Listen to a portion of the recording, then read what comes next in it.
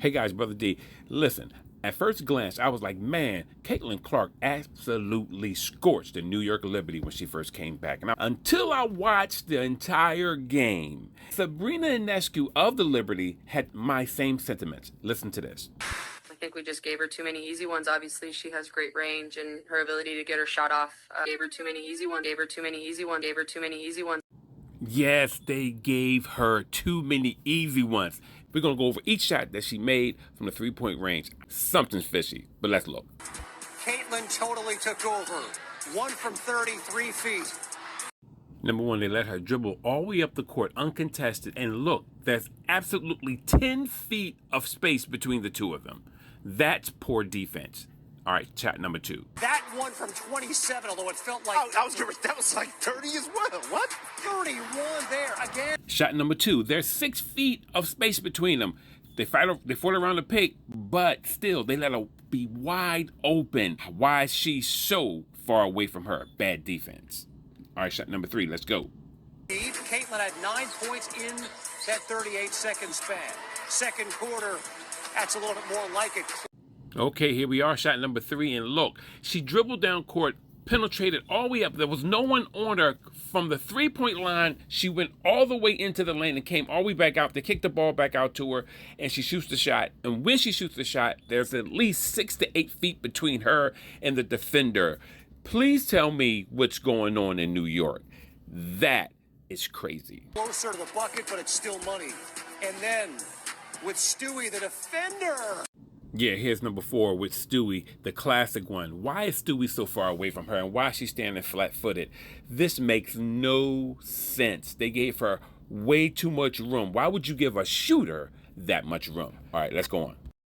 Now, this was the girl who was on her the whole time in the first game, Natasha Cloud. She is a tenacious defender. Cece cannot score against tenacious defenders who are athletic. And she wasn't on her the whole game. Sometimes it broke down off of a zone that she would run by or when it was a switch. But Natasha Cloud wasn't on CC the whole game. Why was that? Why was that done? Seeing this, I know it don't make no sense to you. And it definitely don't make sense to me. But I have to digress to my next point. The Fever in front by 3, but Caitlin was the story. She's going to be the story in any game. Now this defender backed up and allowed Kate to dribble all the way to the court. Everyone knows that Kate only has one hand. She has a right hand. She cannot finish with her left hand. So please tell me, why did the defender allow her to drive to her right with her right hand? Why?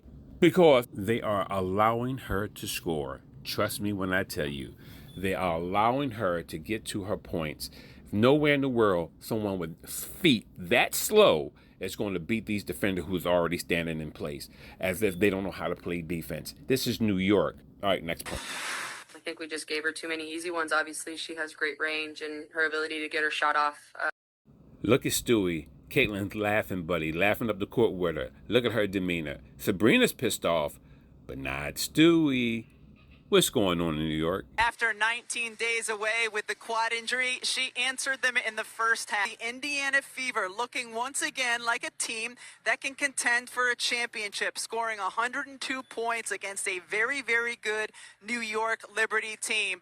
And here's my final point. Jaquel Jones, the best player probably in the league, or I should say on the New York Liberty, didn't play.